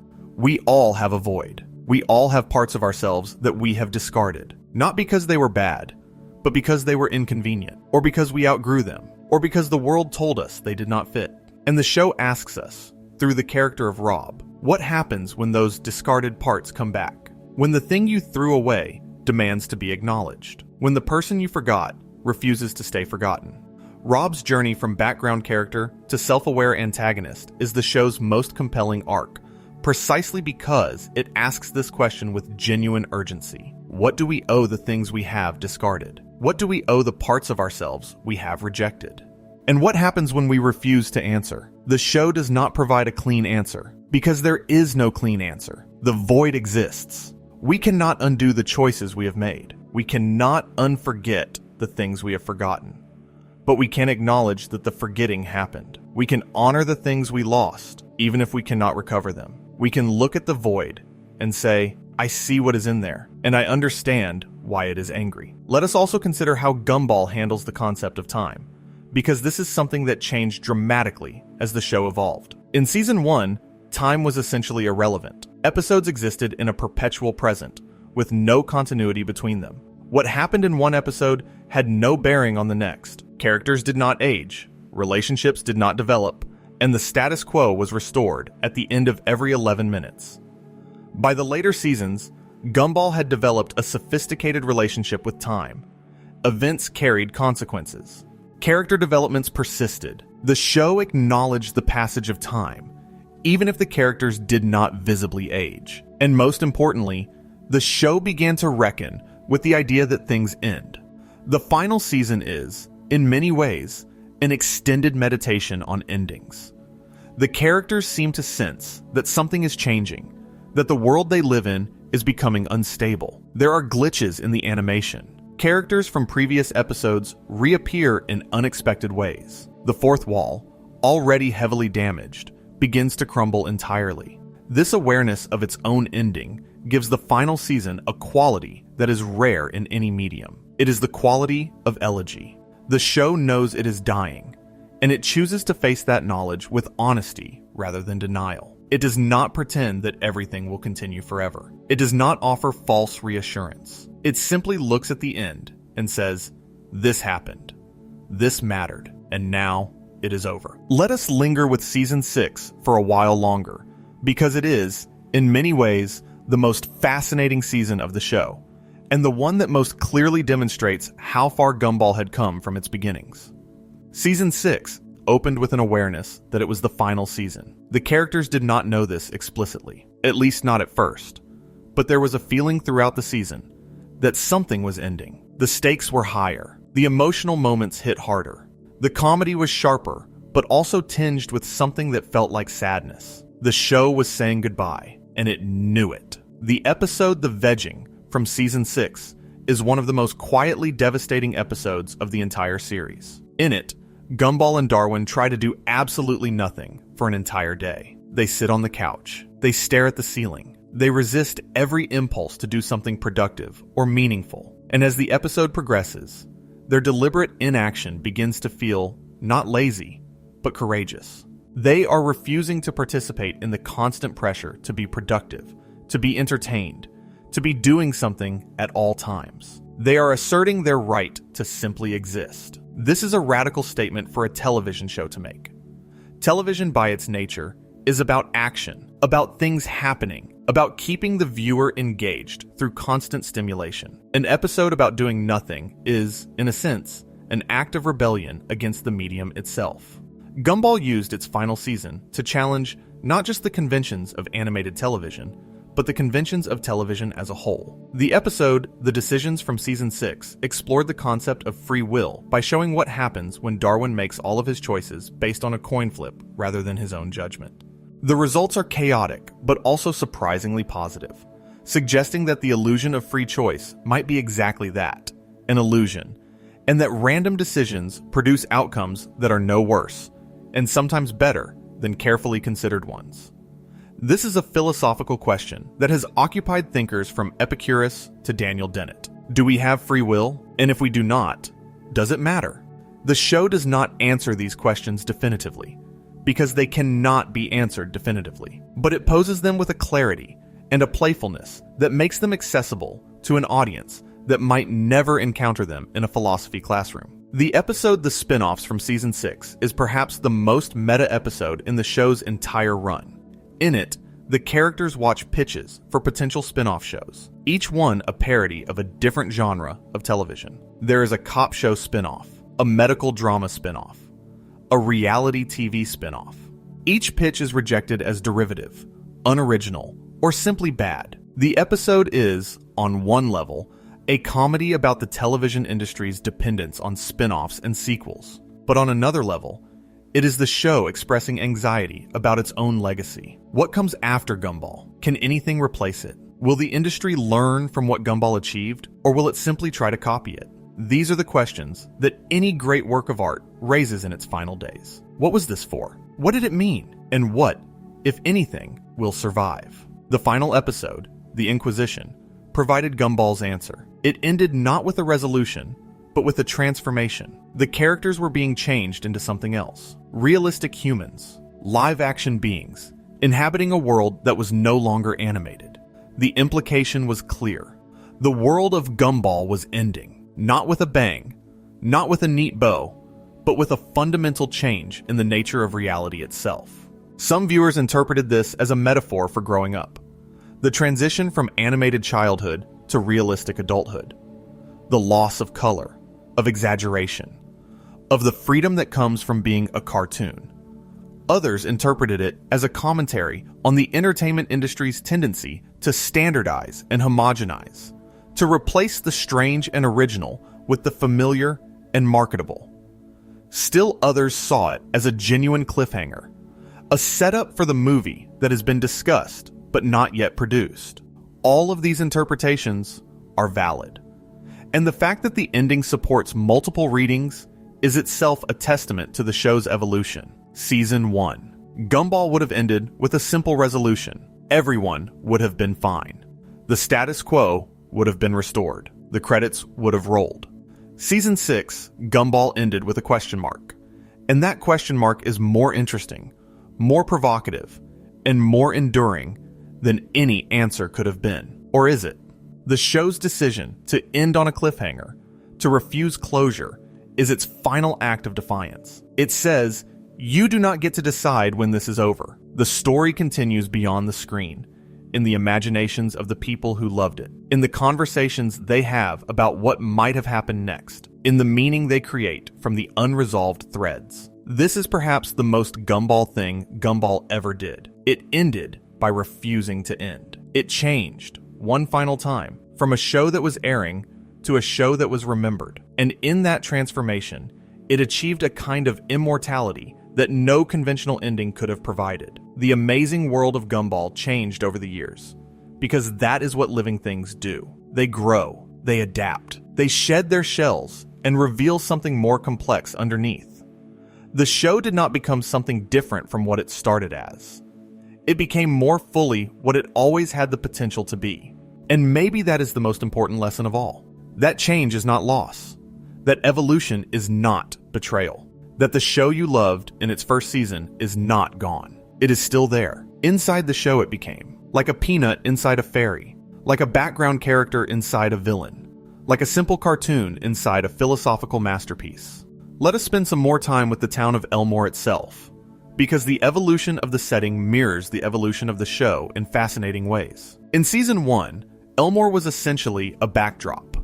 It was a typical cartoon suburb with a school, some houses, and a few businesses. It served its function as a place where stories happened, but it had little personality of its own. By the later seasons, Elmore had become a character. The town had moods. It had secrets. It had a history that was gradually revealed through passing references and dedicated episodes. We learned that Elmore was built on something strange, that the land itself had properties that could not be explained by conventional science. The town became a mystery, and solving that mystery became one of the show's most compelling ongoing narratives. The episode The Nobody from Season 3 revealed that there were places in Elmore that even the show's main characters did not know about. Hidden spaces, forgotten rooms, places where things that had been discarded could hide and fester. This transformed Elmore from a simple cartoon setting into something closer to a living organism, a place with its own unconscious, its own shadow, its own capacity for surprise. The idea that a town can have an unconscious is not as strange as it sounds.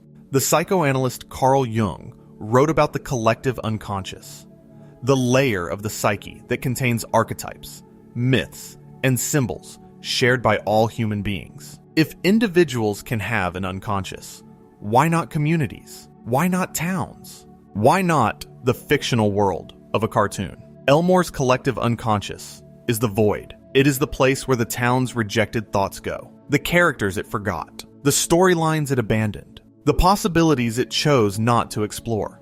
And like the human unconscious, the void does not simply hold these things quietly. It exerts pressure. It influences events. It sends messages, in the form of characters like Rob, that demand to be heard. This psychological reading of Elmore gives the show a depth that is genuinely literary. It transforms a children's cartoon into something that can be read, and reread, and read again, with each reading revealing new layers of meaning. This is the mark of a great work of art. Not that it tells you something once, but that it continues to tell you new things every time you return to it. The evolution of Gumball's relationship with education is also worth examining. The show is set, in large part, in a school. Elmore Junior High is where most of the children's storylines take place. In the early seasons, the school functioned primarily as a location, a place where characters were when they needed to be in a place. The teachers were authority figures. The lessons were background noise. As the show evolved, its portrayal of education became increasingly critical. Teachers were shown to be incompetent, indifferent, or actively harmful. The school's administration was portrayed as bureaucratic and disconnected from the needs of its students. The curriculum was depicted as irrelevant, the tests as meaningless, the entire institutional structure as a machine designed to process children rather than educate them. This critique of institutional education became one of the show's recurring themes, and it reflected a growing cultural skepticism about the value and effectiveness of traditional schooling. Gumball did not argue that education is unimportant. It argued that the way education is typically delivered, through standardized testing, rote learning, and authoritarian structures, fails to serve the people it is supposed to help. The character of Mr. Small, the school counselor, embodies this critique perfectly. Mr. Small is well-meaning, but ineffective. He wants to help his students, but his methods are vague, his advice is generic, and his understanding of their actual problems is superficial. He represents the gap between institutional good intentions and actual human need. The school wants to support its students. It just does not know how. This is a nuanced critique, and it is one that becomes more powerful the older the viewer is when they encounter it. A child watching Gumball sees a funny teacher who does not understand his students. An adult sees a portrait of institutional failure that resonates with their own experiences of systems that promise support but deliver bureaucracy. Let us also consider the show's treatment of gender and identity, because this is an area where Gumball's evolution was particularly bold. In the early seasons, gender roles were presented fairly conventionally. Nicole was the strong mother. Richard was the bumbling father. Gumball was interested in girls. Darwin was supportive and kind. These roles were not offensive, but they were not particularly progressive either. As the show evolved, it began to play with gender expectations in increasingly creative ways. Nicole was revealed to be not just strong, but arguably the most formidable character in the show, capable of physical feats that bordered on the superhuman. Richard's bumbling was recontextualized as a form of resistance against societal expectations of masculinity. And the show introduced storylines that explored identity and self-expression with a sensitivity that was ahead of its time. The relationship between Gumball and Darwin was, in many ways, the show's most radical statement about gender and masculinity. Two male characters expressed deep emotional love for each other without irony, without embarrassment, and without the need for a comedic disclaimer. They told each other they loved each other. They supported each other through emotional crises. They demonstrated a model of male friendship that rejected the stoicism and emotional suppression that is typically expected of boys in children's media. This was revolutionary in its quiet way, not because it was presented as a statement, but because it was presented as normal. Gumball and Darwin's emotional openness was not framed as unusual or noteworthy. It was simply who they were. And by normalizing male emotional expression, the show offered its young male viewers something that many of them desperately needed: permission to feel. There is one more dimension of Gumball's evolution that I want to discuss before we close, and it is perhaps the most abstract. It is the show's evolving understanding of what animation can be. When Gumball premiered, it was an animated show. By the time it ended, it was something that transcended the category of animation entirely. It was a multimedia experiment that used animation, live-action photography, puppetry, computer graphics, and what can only be described as visual philosophy to create something that had never existed before. No other show has done what Gumball did. No other show has combined so many visual styles into a single coherent vision. No other show has used the medium of animation itself as a storytelling device, manipulating the very nature of what appears on screen to create meaning. And this is Gumball's greatest legacy. Not its jokes, although they are brilliant. Not its characters, although they are unforgettable. Not its plots, although they are inventive and daring. But its demonstration that animation is not a genre. It is not a style. It is not even a medium in the traditional sense. It is a space where anything can happen, where different ways of seeing can coexist, where the rules of reality are not given but created, and where the only limit on what a show can be is the imagination of the people who make it. Gumball expanded that space. It pushed the walls outward. It showed us rooms we did not know existed. And the animation that comes after it whatever it looks like, will exist in a space that is larger and more full of possibility because Gumball was here. Let us take one final extended look at the theme that ties all of Gumball's evolution together. The theme of self-awareness. Because more than any other quality, it is self-awareness that defines Gumball's journey from a conventional cartoon to a philosophical masterpiece. Self-awareness, in the context of a television show, means the show's knowledge of itself as a television show. Most shows maintain a polite fiction that they are windows into another world, that the characters within them are real people whose lives we are observing. Gumball began with this fiction intact. The characters did not know they were in a cartoon. The world of Elmore felt, within the logic of the show, like a real place. This changed gradually, and then all at once. The first cracks appeared in Season 2, when characters began to make references that hinted at an awareness of their own fictional nature. A character might comment on the running time of the episode. A joke might reference the fact that certain things always happen in a certain order. These were subtle, easily missed, the show testing the waters. By Season 3, the cracks had widened into gaps. Characters were regularly breaking the fourth wall. The edges of the screen were visible. Episodes referred to previous episodes by name. The show was no longer pretending to be a window into another world. It was acknowledging, openly and sometimes joyfully, that it was a construction, a thing made by people, a story being told. By Season 5 and 6, the self-awareness had become the show's defining feature. Characters discussed their own character arcs. Episodes deconstructed their own premises. The show critiqued its own tropes, lampooned its own weaknesses, and celebrated its own strengths with equal enthusiasm. It had become, in the fullest sense of the word, self-conscious. The philosopher Georg Wilhelm Friedrich Hegel described the development of self-consciousness as the central drama of human history. Hegel argued that consciousness begins in a state of naive immediacy, experiencing the world without reflecting on itself. It then progresses through stages of increasing self-awareness, each stage more complex and more painful than the last, until it finally achieves what Hegel called absolute knowledge, the state in which consciousness fully understands itself and its relationship to the world. Gumball's evolution follows this Hegelian pattern with remarkable precision. Season 1 is naive immediacy. The show simply is. It tells stories, makes jokes, entertains its audience, without reflecting on what it is doing, or why. Season 2 and 3 represent the beginning of self-consciousness.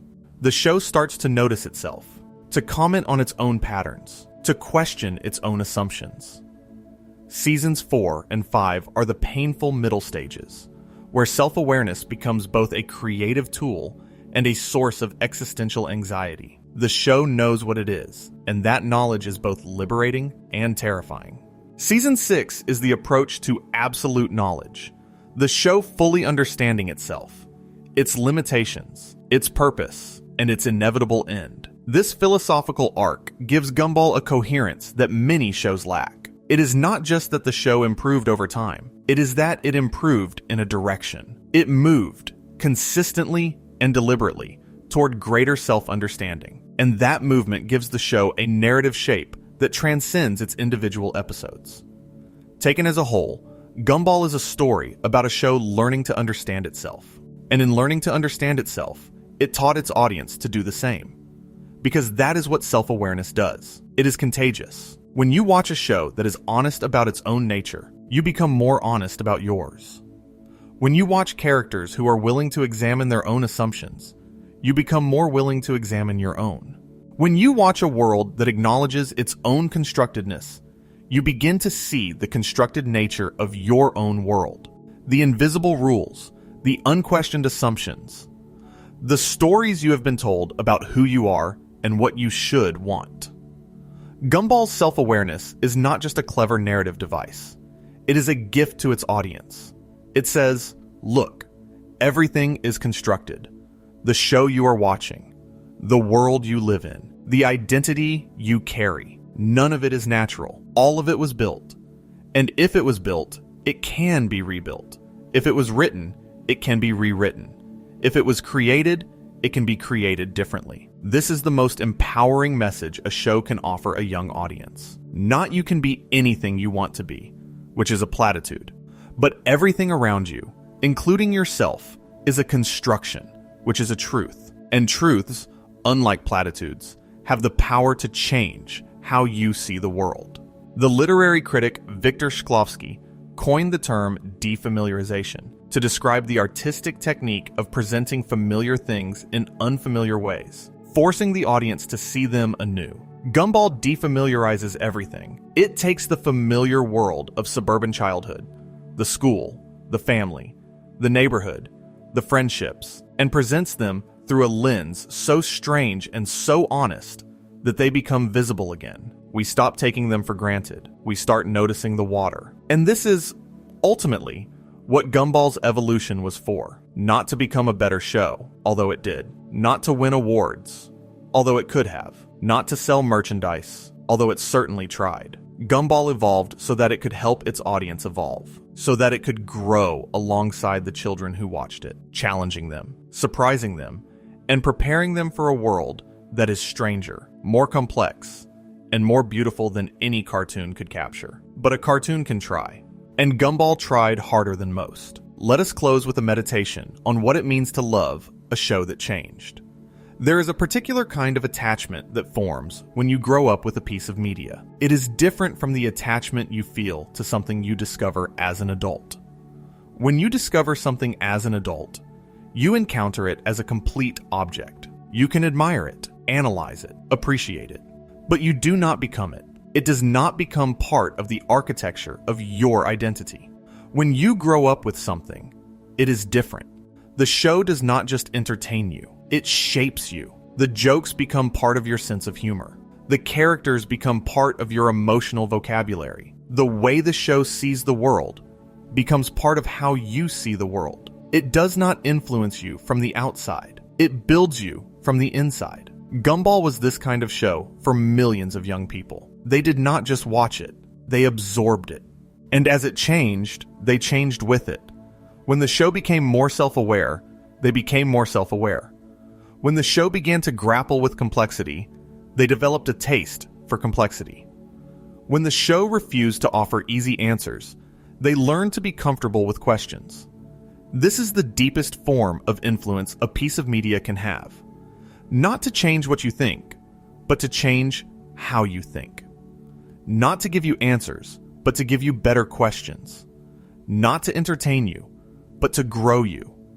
And this brings us back to the fundamental question that has been running beneath this entire discussion. How did Gumball change over the years? The honest answer is that Gumball changed in the same way that any living thing changes. It grew. Not according to a plan, not in a straight line, not predictably or consistently. It grew the way a tree grows, reaching toward the light, adapting to the soil, responding to the weather, becoming more complex with each passing season, while retaining the essential nature that made it what it was from the beginning. A tree does not become a different tree when it grows. It becomes more of the tree it already is. Its roots go deeper. Its branches reach higher. Its rings multiply, each one a record of a year of sun and rain and wind and patience. But the seed that started it all is still there at the center, holding everything together. Gumball's seed was the idea that different things can coexist, that a two-dimensional cat and a three-dimensional robot and a live-action banana can share a world, that comedy and philosophy can share a scene, that a children's show can aspire to be art without ceasing to be fun.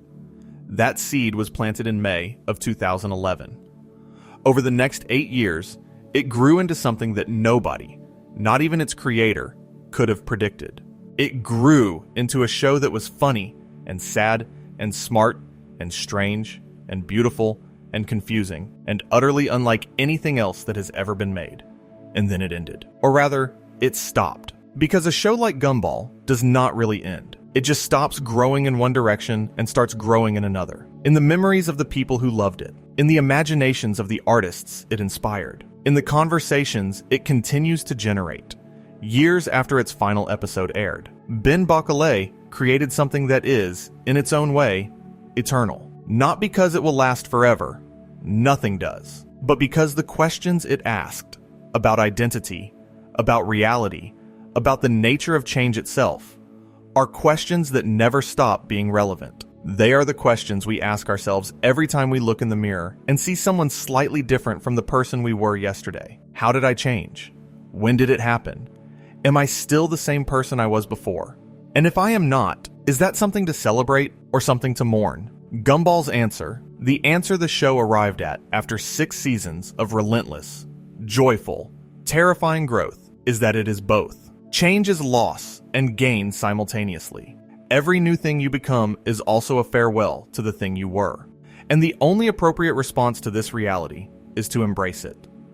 To let the shell crack. To let the new self emerge, strange and unfamiliar, and sometimes frightening. To trust that what comes out of the chrysalis will be more beautiful than what went in. Not because you know it will be, but because the alternative, remaining in the shell forever, safe and small and unchanged, is not really living at all. The Amazing World of Gumball started as a cartoon about a cat and his fish brother. It ended as one of the most philosophically ambitious, emotionally resonant, and visually innovative animated series ever made. And the distance between those two things, the distance between the shell and the fairy, is the most inspiring thing about it. Because if a cartoon can change that much, maybe we can too. Let us spend one final moment with Ben Bockelay, the man who started all of this. Bockelay is, by all accounts, a private person who lets his work speak for itself. He has given relatively few interviews about the show's creative process, and when he has been characteristically modest about what he achieved. But consider what Bockelay actually did. He took a folder full of rejected character designs, characters that nobody wanted, characters that had been deemed not good enough for commercial work, and he gave them a world to live in. He looked at things that had been thrown away and saw not garbage, but possibility. He saw a banana, and a balloon, and a piece of toast, and a ghost, and a dinosaur, and a robot, and a cloud. And he said, these belong together. These can share a world. These can be a community. This is the founding vision of the Amazing World of Gumball. And it is, when you strip away everything else, a vision of radical inclusion. It says that nothing and no one is too different, too strange, too broken, or too rejected to be part of the story. It says that the world is big enough for everyone, that community does not require uniformity, that a 2-dimensional cat and a 3-dimensional puppet and a live-action banana are not obstacles to connection. They are invitations to it. Bockelay built this vision over 6 seasons, and then he let it go. The show ended. The movie has been discussed, but its timeline remains uncertain. And the world of Elmore, with all its strange, beautiful, impossible inhabitants, continues to exist only in the memories and imaginations of the people who loved it. But what a thing to have made. What an extraordinary, unlikely, wonderful thing. A show that started as a simple cartoon about a blue cat and his fish brother.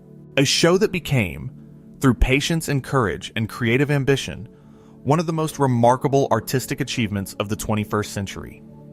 A show that changed, constantly and fearlessly, because it believed that change is not something to be survived. It is something to be embraced. The Amazing World of Gumball changed over the years. And in changing, it taught a generation of young people the most important lesson there is, that you are allowed to become something new, that growth is not betrayal, that the person you are tomorrow does not have to be the person you are today, that the shell you were born in is not the shape you have to keep, that underneath every surface there is something waiting to emerge, something stranger, something more complex, something more beautiful than what was there before, and all you have to do is let it crack. There is one more thing I want to say before we close, and it is this. The Amazing World of Gumball is not a perfect show. No show is. There are episodes that do not work, jokes that fall flat, ideas that are introduced and never fully developed. The animation, for all its innovation, sometimes struggled to maintain consistency. The pacing could be uneven. The meta-humor, in its most extreme moments, could alienate viewers who simply wanted to enjoy a story without being reminded that they were watching a constructed fiction. And this is something that the show itself taught us. That imperfection is not the enemy of quality. That the crack in the pottery, the flaw in the diamond, the mistake in the drawing, these things do not ruin the object. They make it real. They give it character.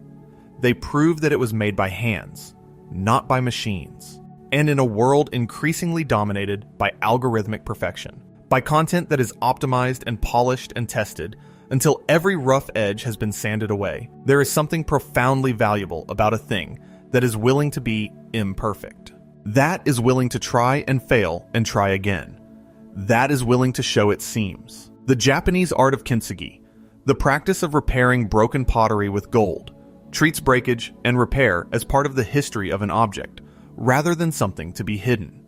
The gold-filled cracks become the most beautiful part of the piece. They are the evidence of survival, of resilience, of a commitment to continuation.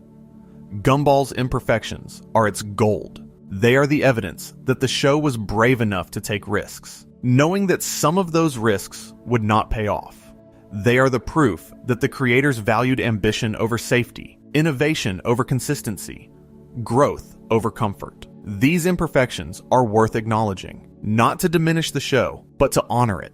Because perfection is not the point. Growth is the point. And growth, by definition, is messy. It involves mistakes. It involves dead ends. It involves trying things that do not work so that you can find the things that do. Gumball's imperfections are part of its beauty. They are the cracks in its shell. They are the evidence that it was made by real people, with real limitations, who were trying to do something that had never been done before. They are the proof that the show was alive. Because only living things make mistakes. Only living things grow. Only living things change. And Gumball changed.